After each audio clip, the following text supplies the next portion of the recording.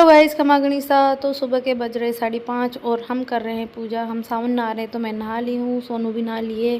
पहले हम पार्थिव शिवलिंग की पूजा करते हैं, तो सोनू गमले में बनाई है पार्थिव शिवलिंग। उसके बाद हम दोनों बहनों ने मिलके की है पूजा। सुबह सुबह नहाने के बाद अगर हम पूजा करते हैं तो मन बड़ा हल्का हो जाता है। पूजा करने के बाद फिर मैंने लगाया दीपक लगा के यहाँ की आरती की। और पास में ही हमारे तुलसी घर है तो वहाँ पे मैंने पूजा की। उसके बाद उनके भी दीपक लगाया।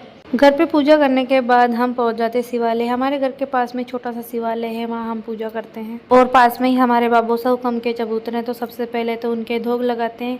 उसके बाद पूजा करना स्टार्ट करते हैं। भोलेनाथ की पूजा करने के बाद पास में ही लगा हुआ है बेलपत्र का पौधा, उसकी पूजा करते हैं, उसकी आरती करते हैं।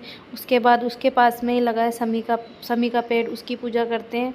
उसकी पूजा करने के बाद उसके पास में लगा है आंवले का पौधा, उसकी भी पूजा करते हैं, जल चढ़ाते हैं, आरती करते हैं। उसके बाद एक छोटा सा पीपल लगा हुआ, उसकी भी पूजा करते हैं। पीपल की पूजा करने के बाद काफ़ी उजाला हो जाता है तो सूर्य देव नज़र आने लग जाते हैं। तो उसी टाइम हम पानी ज़्यादा लेके जाते हैं, तो वहीं से हम सूर्य भगवान को अर्घ दे देते हैं।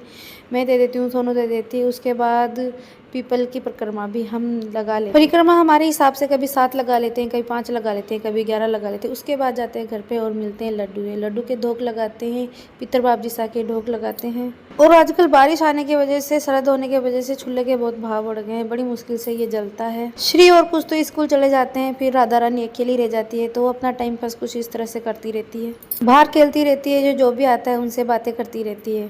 सो गाइस, चूल्हे ने तो जवाब दे दिया। इतनी देर तक माथापच्ची करने के बाद भी वो नहीं जला, तो अब बारी आती है गैस पे खाना बनाने की। तो बना रही है सोनू सब्जी, और आज बना रही है पनीर की सब्जी। तो उसको पहले करती है फ्राई। तो पनीर आज भाभी सा के यहाँ से आया था, तो सोचा कि पनीर की सब्जी बना लेते, इसके लिए मसाला तैयार करती है। सो गाइस, सब्जी बन के तैयार हो गई है। और बाकी घर का छोटा मोटा काम करने के बाद सोनू लगाती है मेरे पैरों को मेहंदी।